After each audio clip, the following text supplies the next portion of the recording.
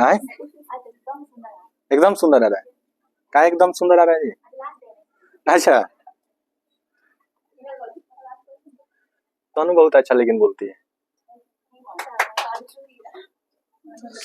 चलिए देखिए, आज की इस क्लास में हम लोग बात करेंगे वीवीआई क्वेश्चंस के बारे में, जो एग्जाम ओरिएंटेड है और मोस्ट इंपॉर्टेंट क्वेश्चंस है। इसी टाइप का क्वेश्चंस आपके एग्जाम में पूछा जाएगा, ठीक है।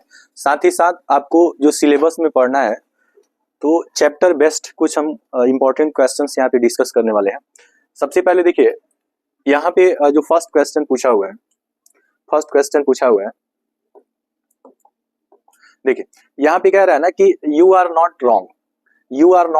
अब इसका आपको क्या बताना है कि जैसे ये ऑप्शन से ही आप पहचान लेंगे कि ये जो ऑप्शन दिया है ना, ये क्वेश्चन टैग का है। किसका है? क्वेश्चन टैग का क्वेश्चन दिया हुआ है। तो क्वेश्चन टैग में इसमें आप देखिएगा निगेटिव सेंटेंस रहता है ना, तो अफर्मेटिव क्वेश्चन टैग हम लोग लिखते हैं। तो इसमें हो जाएगा आर यू ऑप्शन हो जाएगा, ऑप्शन बी हो जाएगा। इसका सही आंसर क्या होगा? Are you. आप लोग मिलाते चलेंगे, ठीक है, आर यू आंसर हो जाएगा इसका।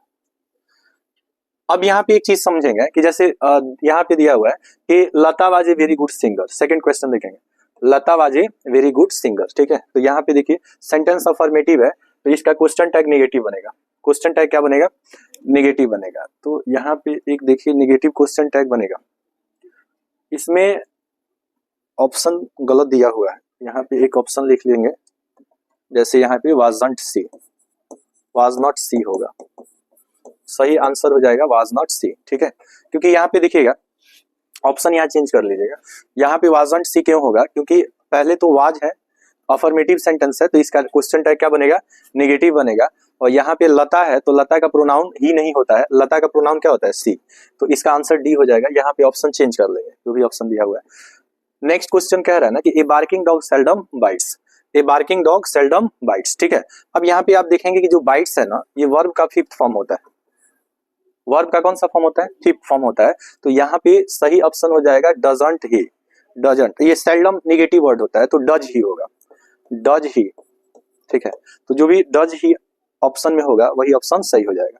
अब यहाँ पे समझेंगे कि बाइट्स जो है ये वर्ब का फिफ्थ फॉर्म है, लेकिन सेल्डम नेगेटिव वर्ड होता है। सेल्डम कौन वर्ड होता है?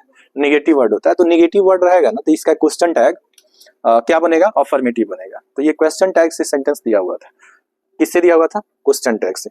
अब यहाँ पे समझेंगे क्वेश्चन टैग के बारे में, हम थोड़ा सा आपको समझा दें कि जो क्वेश्चन टैग होता है, इसको हिंदी में कहते हैं प्रश्न गांठ। क्या कहते हैं? प्रश्न गांठ। इसमें इसका पहचान होता है, एक शॉर्ट रिव्यू आपको बता दें कि कैसे क्वेश्चन टैग बनता है, क्योंकि एग्जाम में आपको क्वेश्चन पूछता है। तो क्वेश्चन टैग का सबसे बड़ा जो पहचान है वो हिंदी में रहता है कि इसमें न रहेगा। क्या रहेगा? न। जैसे तुम मुझे जानते हो ना, गाय दूध देती है ना, बच्चे मिठाइयाँ पसंद करते हैं ना, 10 बजा है ना, तुम विद्यालय जाओगे ना। इस तरह का जो भी सेंटेंस रहेगा जिसमें लास्ट में क्या रहेगा? न। और आप किसी से प्रश्न पूछेंगे कंफर्मेशन के लिए, तो उसी को हम लोग क्वेश्चन टैग कहते हैं। क्वेश्चन टैग बनाने के दो पैटर्न होते हैं। अगर सेंटेंस अफर्मेटिव होता है तो क्वेश्चन टैग नेगेटिव बनता है। क्वेश्चन टैग क्या बनेगा? नेगेटिव, जब सेंटेंस रहेगा अफर्मेटिव। और दूसरा चीज आपको समझना है कि अगर सेंटेंस रहेगा नेगेटिव तो क्वेश्चन टैग बनेगा अफर्मेटिव। यही क्वेश्चन टैग बनाने का तरीका है कि सेंटेंस अफर्मेटिव रहने पर क्वेश्चन टैग नेगेटिव बनेगा। जैसे अगर ही इज पुअर दिया रहेगा ना, तो सेंटेंस क्या हो गया? अफर्मेटिव। क्वेश्चन टैग जब बनाएंगे तो यहाँ पे कॉमा का प्रयोग करेंगे। यहाँ इज है तो इसमें नॉट जोड़ देंगे, तो इजंट हो जाएगा। और यहाँ पे ही है तो यहाँ पे ही लिख देंगे और क्वेश्चन मार्क लगा देंगे। इस चीज को ही हम लोग क्वेश्चन टैग कहते हैं। बात समझ में आया? जैसे यहाँ पे देखें, अगर सेंटेंस नेगेटिव हो, जैसे ही इज नॉट रीच दिया हो, नॉट क्या दिया हो? रीच दिया। अब यहाँ पे देखिए क्या नॉट आ गया ना, तो जब नॉट रहेगा तो यहाँ पे अफर्मेटिव क्वेश्चन टैग बनाएंगे। यहाँ इज है तो इज लिख देंगे और यहाँ ही है तो ही लिख देंगे। अच्छा, यहाँ वही सब्जेक्ट लिखते हैं जो यहाँ पे दिया रहता है। बात समझ में आया? जैसे मान लीजिए अगर दिया हो कि सी इज ब्यूटीफुल, क्या दिया हो? सी इज ब्यूटीफुल, कहीं इसका क्वेश्चन टैग बनाइए। तो यहाँ पे इज है तो यहाँ इज लिख देना है। अगर नॉट इसके साथ नहीं जुड़ा है तो यहाँ नॉट लगाना है, ठीक है, नॉट लगाना है। और यहाँ सी है तो सी लिखना है। अगर ही रहेगा तो ही लिखना है, दी रहेगा तो दे। कोई नाउन रहेगा तो उसके जेंडर के अनुसार प्रोनाउन में चेंज कर देंगे। बात समझ में आया? अगर जैसे मान लीजिए दिया कि ही वाज नॉट पुअर, ठीक है। अब यहाँ पे क्या करेंगे? वाज है और यहाँ नॉट लगा है, तो नॉट लगा रहेगा तो हटाना है, और नहीं रहेगा तो लगा देना। तो यहाँ पे हो जाएगा वाज और क्या हो जाएगा? ही। इसी चीज को हम लोग कहेंगे क्वेश्चन टैग। समझ में आ गया? अब देखिए दूसरा हम लोग डिस्कस करते हैं, दूसरा चैप्टर क्या कह रहा है। इसमें कह रहा है ना, चूज द करेक्ट स्पेलिंग। आपको बताए थे करेक्ट स्पेलिंग से भी आपका क्वेश्चन पूछा जाएगा, ठीक है। तो सर्क्यूमस्टांस आपको देखना है, सर्क्यूमस्टांसिस का सर्क्यूमस्टांसिस में कौन सा ऑप्शन सही है? CIR सेम है ना, ए और सी सेम है, तो इसमें TE कर लीजिए, ठीक है, यहाँ पे E कर लीजिए, बाकी में सेम है ना, एक में E कर लीजिए, एक में E कर लीजिए, आंसर ए हो जाएगा, ठीक है। सर्क्यूमस्टांसिस का अर्थ होता है परिस्थिति, सर्क्यूमस्टांसिस का अर्थ क्या होता है? परिस्थिति होता है, यहाँ पे E कर लीजिएगा। मिस स्पेल्ड वर्ड एक दूसरे के बिल्कुल सिमिलर होता है, बात समझ रहे ना। एक्सेप्शन देख लेना है आप लोग, EXCEPTION, कौन सा ऑप्शन सही है? बी। एक्सेप्शन मीन्स क्या होता है? अपवाद, एक्सेप्शन मीन्स होगा अपवाद। मिस स्पेल्ड वर्ड काफी आपका जो है इंपॉर्टेंट चैप्टर है। एस्टोनिस्ड मतलब होता है चकित होना, एस्टोनिस्ड, ASTONISHED, एस्टोनिस्ड, चकित, चकित, यही सही ऑप्शन होगा, ASTONISHED, ठीक है, SHED होता है, बाकी ऑप्शन गलत दिया हुआ है। एस्टोनिश मीन्स होता है चकित होना, सरप्राइज्ड, जिसको आप क्या कहते हैं? सरप्राइज्ड कहते हैं, ठीक है। तो ये आपको ये आपको करेक्ट स्पेलिंग से सेंटेंस था, जैसे ग्रामर का स्पेलिंग पूछ देगा, GRAMMAR, एनवायरमेंट का पूछ देगा, गवर्नमेंट का पूछ देगा, कमिटी का पूछ देगा, समझ रहे ना, ये सब आपको एंसेस्टर पूछ देगा, ये सब आप लोगों को याद रखना है। कांग्रेचुलेशंस पूछता है। यहाँ पे क्या करना है? पैसिव में चेंज करना है।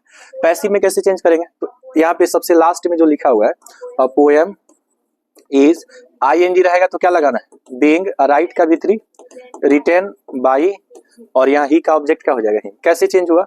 तो ऑब्जेक्ट को क्या बनाना है? सब्जेक्ट, और सब्जेक्ट को पूरा चैप्टर डिस्कस किए हुए हैं। यहाँ पे देखिएगा, द कार है तो पहले लिख दीजिए द कार हो जाएगा, व्हील है तो यहाँ पे भी व्हील ही होगा, थर्ड पर्सन के साथ व्हील लगता है, यहाँ पे क्या लगेगा? भी। क्लीन का V3 लिख दीजिए, क्लीन्ड हो जाएगा बाई शुभम, तो शुभम हो जाएगा। कोई दिक्कत इसमें? कोई दिक्कत है? बोलिए, कोई दिक्कत है तो बोलिए। नेक्स्ट देखिएगा, यहाँ पे कह रहा है ना कि ही डिड ईट, तो सबसे पहले यहाँ पे लिख दीजिए ईट, यहाँ पे V2 है तो V2 रहेगा ना, तो पैसिव में was where plus V3 use करते हैं। पैसिव का पूरा वीडियो ही हम आप लोगों को अपलोड किए हुए हैं। तो ईट के साथ वाज, डू का V3, डन बाई, ही का ऑब्जेक्ट हिम हो जाएगा। ये आपका सिंपल पास्ट टेंस का पैसिव वॉइस हो जाएगा, सिंपल पास्ट टेंस का पैसिव वॉइस। वॉइस के बारे में हम आपको बताए हुए, ठीक है। वॉइस को हिंदी में क्या कहते हैं? तो वाच्य कहते हैं, ठीक है। कितने टाइप के होते हैं? दो, एक होगा एक्टिव और दूसरा होगा पैसिव। ये किससे शुरू होगा? सब्जेक्ट से। ये किससे शुरू होगा? ऑब्जेक्ट से। जब भी एक्टिव से पैसिव बनाते हैं तो ऑब्जेक्ट को सब्जेक्ट और सब्जेक्ट को ऑब्जेक्ट बनाते हैं। जैसे आई ईट a mango, I eat a mango हो, तो पैसिव जब चेंज करेंगे तो ये तो एक्टिव हो गया, तो इसमें सबसे पहले क्या लिखेंगे? ए मैंगो इज, ईट का V3, ईटेन बाई, और आई का ऑब्जेक्ट में। आप देखिए पैसिव का दो तीन पहचान होता है, पहले इसमें ऑब्जेक्ट को सब्जेक्ट बनाते हैं और सब्जेक्ट को ऑब्जेक्ट, और वर्ब का कौन सा फॉर्म? थर्ड फॉर्म के बाद क्या लगा रहता है? बाई। यही आपका पैसिव का क्या होता है? पहचान होता है। तो एक होता है कर्तृवाच्य, एक होता है कर्मवाच्य। इसमें आपको याद रखना होता है कि अगर एक्टिव वॉइस और पैसिव वॉइस में आपको बदलना है तो जब V1 और V5 रहेगा एक्टिव में तो ये चेंज हो जाएगा किसमें? इज MR प्लस V3 में। अगर यहाँ V2 रहे तो ये वाज वेयर प्लस V3 में चेंज हो जाएगा। किसमें? V3। एक्टिव में अगर V4 रहे तो पैसिव में आपको बीइंग लगाना है, ठीक है, अब प्लस V3 लगा देना है। और यहाँ पे अगर एक्टिव में सुनिए, अगर V3 रहे तो पैसिव में क्या करना है? पैसिव में आपको बीन प्लस V3 लगा देना है। बाई सब में लगेगा, पैसिव में हमेशा बाई लगता है। तो एक्टिव पैसिव हम लोग पढ़े हुए हैं कि when something is denoted by subject in the sentence is called active voice, an object in the sentence is called passive voice is a transformation in which we study how to change from active to passive and passive to active। ये सब हम लोग discuss किए हुए हैं। Next देखते हैं क्या कह रहा है। देखिए नारेशन से क्वेश्चन पूछा हुआ है। नारेशन में आपको बताए थे कि रिपोर्टिंग वर्ब के बाद अगर ऑब्जेक्ट दिया हो तो इसको चेंज करेंगे, ही हो जाएगा, और सैड को किसमें बदल देंगे? टोल्ड में, ऑब्जेक्ट में, कमा इन्वर्टेड कमा डैट। पर्सन चेंज करना हम आपको बताए थे, आई है तो क्या हो जाएगा? ही के साथ वाज हो जाएगा, वेटिंग हो जाएगा, और second person change into object. Second person है ना, तो ये ऑब्जेक्ट के अनुसार चेंज हो जाएगा। 1 2 3 याद आ रहा है आप लोगों को? 1 2 3 सब्जेक्ट ऑब्जेक्ट और नो चेंज। यही पर्सन चेंज करने का क्या था? तरीका था। फर्स्ट पर्सन सब्जेक्ट के अनुसार, सेकंड पर्सन ऑब्जेक्ट का, थर्ड पर्सन नो चेंज, यही था ना।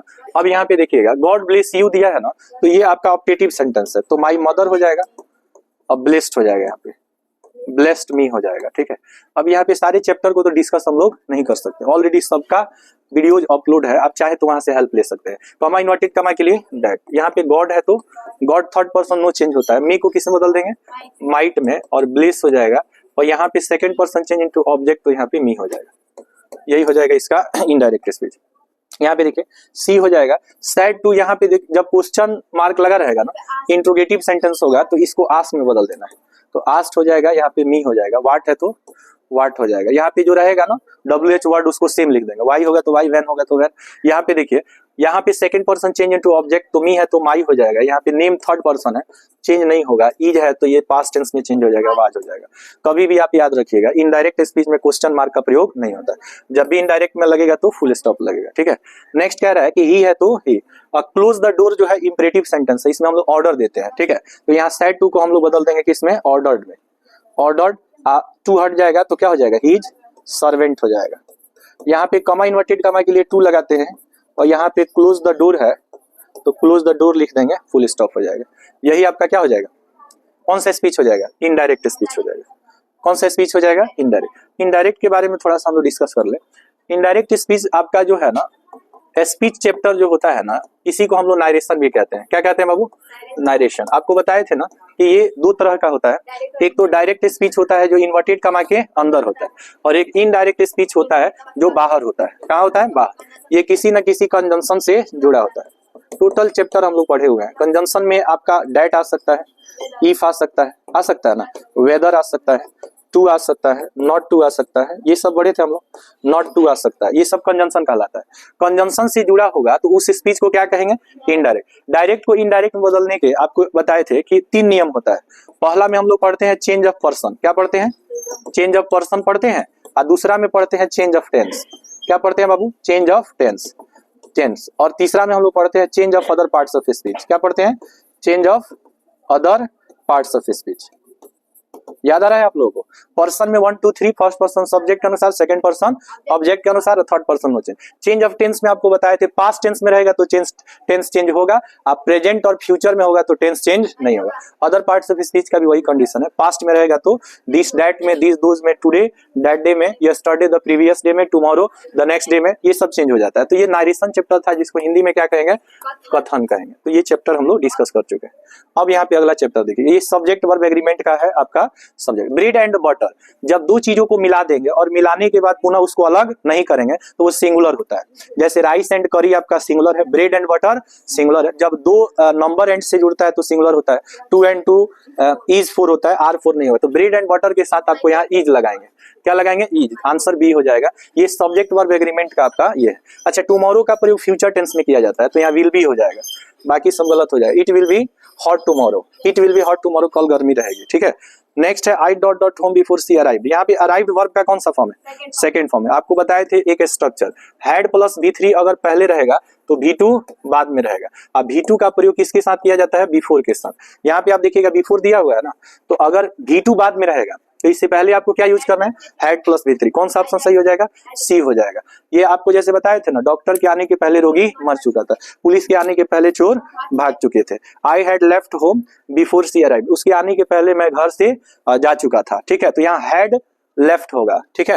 नेक्स्ट क्या रहा है कि यस्टरडे का प्रयोग किस टेंस में होता है, तो सिंपल पास्ट टेंस में होता है। और सिंपल पास्ट टेंस में वर्ब का कौन सा form, second form. Gone third form होता है, गुड V5 होता है, वेंट होता है सेकंड फॉर्म, और हैज गॉन नहीं लगेगा क्योंकि यस्टरडे आपका कौन सा टेंस, यस्टरडे पास्ट टेंस होता है। पास्ट टेंस में हैज हैव लगेगा, नहीं लगेगा। तो आंसर इसका क्या हो जाएगा, सी हो जाएगा। थोड़ा फास्ट हम लोग देख रहे हैं क्योंकि जो है ऑलरेडी ये सारी चीज हम लोग पढ़े हुए हैं, बात समझ में आ रहा है। तो ये आपका टेंस चैप्टर है। कौन सा, टेंस चैप्टर है। टेंस से सब लोग अवगत है कि टेंस को हिंदी में काल कहते हैं। 3 प्रकार के होते हैं, प्रत्येक का 4 भाग होता है, indefinite, continuous, perfect and perfect continuous. ये सब आप लोग पढ़े हुए हैं।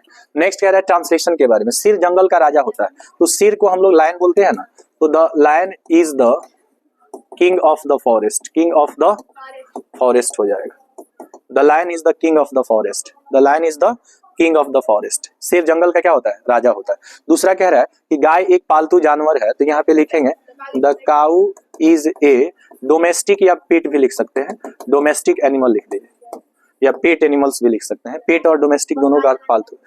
वह कार चलाना जानती है, तो वह का क्या होगा, सी। जानती है तो नोज, आता है, पता है, जानती है, सब में नोज लगेगा। हाउ टू लग जाएगा, how to drive a car, drive a car. और इसी टाइप का पूछ देगा, वह चाय बनाना जानती है, वह तैरना जानती है, वह अंग्रेजी बोलना जानती है, तो इस टाइप का आएगा तो नोज हाउ टू। इसमें हाउ टू जरूर लगाएंगे, नहीं तो गलत हो जाएगा। गंगा एक पवित्र नदी है, तो यहाँ पे आप गंगा के पहले द लगाएंगे ना, तो the Ganga is a holy means क्या होता है, पवित्र, और रिवर आपको बताया थे सेक्रेड का अर्थ भी पवित्र होता है, तो आप हॉली और सेक्रेड दोनों का यूज कर सकते हैं। 2 और 2 4 होता है, 2 and 2। इस सेंटेंस को हमेशा से याद रखेंगे, यहाँ मैक्स लगेगा या तो इज लगेगा और यहाँ 4 हो जाएगा। ये दोनों सिंगुलर है, क्या है, सिंगुलर। यहाँ सिंगुलर वर्ब ही लगेगा। जब 2 नंबर एंड से जुड़ा होता है तो वर्ब हमेशा क्या होता है, सिंगुलर होता है। मुख्यमंत्री कल यहाँ आएंगे तो यहाँ पे आप लिखेंगे चीफ मिनिस्टर, चीफ मिनिस्टर, ठीक है। कम्स हेयर, हाँ, कम्स हेयर टुमारो। आप याद रखिएगा जब फिक्स टाइम रहता है ना तो उसमें V1 और V5 लगता है, V1 और V5। गाड़ी 10 बजे खुलेगी, मुख्यमंत्री कल यहाँ आएंगे, प्रधानमंत्री आज रात लंदन के लिए रवाना होंगे। ये सारे फिक्स प्रोग्राम को दर्शाता है, इसमें सिंपल प्रेजेंट टेंस का प्रयोग किया जाता है। नेक्स्ट कह रहे हैं वर्षा हो रही है तो इट इज रेनिंग होगा, यहाँ इट लगेगा। क्यों लगेगा, जब कोई काम सब्जेक्ट हाइड होता है ना तो वहां पे आप इट का प्रयोग करते हैं। सेंटेंस में सब्जेक्ट हाइड हो तो किसका प्रयोग करेंगे, इट का। नेक्स्ट सेंटेंस कह रहा है कि प्रीपोजिशन चैप्टर से ये आपको पूछा गया, अफ्रेड के साथ ऑफ प्रीपोजिशन आएगा, आप याद रखिएगा। अफ्रेड के साथ ऑफ लगता है, फॉन्ड के साथ भी ऑफ लगेगा, फॉन्ड के साथ भी क्या लगेगा, ऑफ लगेगा, ठीक है। अफ्रेड के साथ भी ऑफ, लाफ के साथ एट लगता है, लाफ के साथ एट लगेगा, अफ्रेड के साथ ऑफ लगेगा, सीनियर के साथ टू लगेगा, junior, सुनियर, senior, superior, interior, inferior, ये सब के साथ टू लगेगा, याद रखिएगा। ये आपका डिग्री ऑफ कंपैरिजन है, ये कंपैरेटिव डिग्री होता है। कंपैरेटिव डिग्री का जिसका अंत ओआर पे होता है टू लगता है, और ईआर पे होगा तो देन लगेगा। ग्रेटर देन होता है, ठीक है, टॉलर देन होता है, लेकिन सीनियर टू होगा, जूनियर टू होगा, मेजर टू होगा, माइनर टू होगा। ओआर पे समाप्त होगा तो टू लगेगा, ओआर पे समाप्त लगेगा तो टू। आज जैसे ईआर रहेगा, greater than, taller than, bigger than, बात समझ में आ रहा है। जंप के साथ इनटू लगता है, याद रहेगा, जंप के साथ इनटू लगेगा। स्विमिंग पूल में जंप किया तो इनटू, फॉन्ट के साथ ऑफ लगेगा। ये प्रीपोजिशन के चैप्टर के बारे में हम आपको बताए थे। प्रीपोजिशन चैप्टर के बारे में हम लोग डिस्कस कर चुके हैं, प्रीपोजिशन चैप्टर के बारे में हम लोग डिस्कस कर चुके हैं। एक बार पुनः आपको प्रीपोजिशन बता दें। प्रीपोजिशन काफी इंपॉर्टेंट चैप्टर है। प्रीपोजिशन पार्ट्स ऑफ स्पीच में कितने नंबर पे आएगा, 6 नंबर पे। पार्ट्स ऑफ स्पीच में 6 नंबर। संबंध बोधक अव्यय इसको बोलेंगे, क्या बोलेंगे, संबंध बोधक, क्या बोलेंगे, अव्यय बोलेंगे। कितने नंबर पे आएगा ये, 6 नंबर पे। प्रीपोजिशन कितने शब्द से बना है, 2। प्री मीन्स होता है बिफोर, अब पोजीशन मीन्स होता है प्लेस। यानी कि कोई भी प्रीपोजिशन जो होता है ना, या तो किसी नाउन के पहले आएगा या तो किसी प्रोनाउन के पहले आएगा। प्रीपोजिशन कभी भी ऑन हो गया या इन हो गया या इनटू हो गया, ठीक है, या सेटिस्फाइड हो गया, जैसे विद हो गया, ठीक है, तो ये सब क्या कहलाएगा, प्रीपोजिशन। आप देखिएगा, आप लोग लिखते हैं ना on the bench, on the bench, on the bench माने बेंच पर, ऑन द चेयर लिखते हैं ना, ऑन द चेयर माने कुर्सी पर, तो यहाँ पे ऑन क्या कहलाएगा, प्रीपोजिशन। जैसे ऑन हो गया या इन हो गया, जैसे इन द इवनिंग बोलते हैं ना, इन द इवनिंग माने शाम में, इन द मॉर्निंग मतलब सुबह में, तो यही आपका क्या कहलाता है, प्रीपोजिशन। जैसे आप कहते हैं कि satisfied with, satisfied with me, satisfied with me, तो आप यहाँ पे देखिएगा मी के पहले क्या आ रहा है, विद, तो विद आपका क्या कहलाएगा, प्रीपोजिशन। यहाँ पे जैसे विद यू हो, क्या हो, यू, तो यू प्रोनाउन है, यू क्या है, प्रोनाउन। मी भी क्या है, कोई भी प्रीपोजिशन या तो नाउन के पहले आएगा या तो प्रोनाउन के पहले। इसका काम होता है रिलेशन बताना। क्या काम होता है, relation. Preposition is the combination of two words, pre and position. Pre means prefix and position means place. It means preposition is a word group or word placed before noun or pronoun to show its relation with a sentence. ये preposition का क्या होता है, definition होता है। बात समझ में आ रहा है। प्रीपोजिशन का 20-21 वीडियो हम अपलोड किए हुए हैं, एक एक करके बबुआ की तरह पढ़ाए हुए हैं उसमें, ठीक है। नेक्स्ट कह रहा है कि परफ्यूम का सिनोनिम्स क्या होगा, तो सेंट और परफ्यूम दोनों एक ही चीज होता है। वे मीन्स रास्ता होता है, प्लेन मीन्स साधारण होता है, हंट माने शिकार करना होता है। सेंट और परफ्यूम को हिंदी में इत्र कहा जाता है। क्या कहा जाता है, इत्र। आप याद रखिएगा, जो सेंट आप स्प्रे करते हैं ना, कपड़ा वगैरह पे सेंट मारते हैं ना, बात समझ रहे हैं, तो इसका अर्थ होता है इत्र। क्या क्या अर्थ होता है, इत्र। परफ्यूम का सिनोनिम्स क्या होगा, सेंट। थिन मीन्स भी पतला होता है और स्लिम मतलब भी पतला होता है। बाकी क्लियर मीन्स साफ होता है, क्लियर मीन्स साफ साफ होता है ना, फास्ट माने तेज, अमाउंट माने रकम होता है। थिन मीन्स पतला, स्लिम मतलब पतला। सिनोनिम्स का अर्थ होता है कि जिसमें मीनिंग क्या हो, सेम हो। नेक्स्ट क्या रहा है, सिनोनिम्स ऑफ जर्नी। जर्नी और ट्रिप, यात्रा होता है दोनों का अर्थ। माउंटेन मीन्स पर्वत, रोड मीन्स सड़क, और बस मीन्स बस ही होता है। वैकेंट मीन्स भी खाली, और इम्पटी मतलब भी खाली। फुल मीन्स भरा होता है, हार्ड मतलब कठोर होता है, और सॉफ्ट मीन्स मुलायम होता है। सिनोनिम्स का मतलब क्या, जो सेम मीनिंग को एक्सप्रेस करता है। तो वैकेंट का क्या हो जाएगा, इम्पटी हो जाएगा, खाली हो जाएगा। यहाँ पे देखिएगा एक्सेप्ट का रिजेक्ट हो जाएगा। बाकी हार्ड मीन्स कड़ा होता है, पिक मीन्स चुनना होता है, और गिव मीन्स देना होता है। आंसर हो जाएगा रिजेक्ट।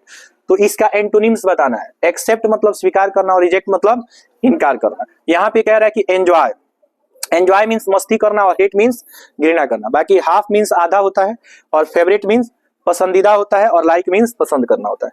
तो ये थोड़ा सा हम लोग फास्ट इसलिए देखें कि ऑलरेडी पहले से हम लोग पढ़े हुए हैं, और बाकी जो भी आपको समझ में नहीं आया तमाम तरह की वीडियोज है चैप्टर वाइज, आप वहां से देख सकते हैं। ठीक है, बेस्ट ऑफ लक। और आज का क्लास आपका अंतिम क्लास है और आप लोग फिर एग्जाम दे करके आइए तो फिर हम लोग डिस्कस करेंगे। ठीक है, best of luck for the examination.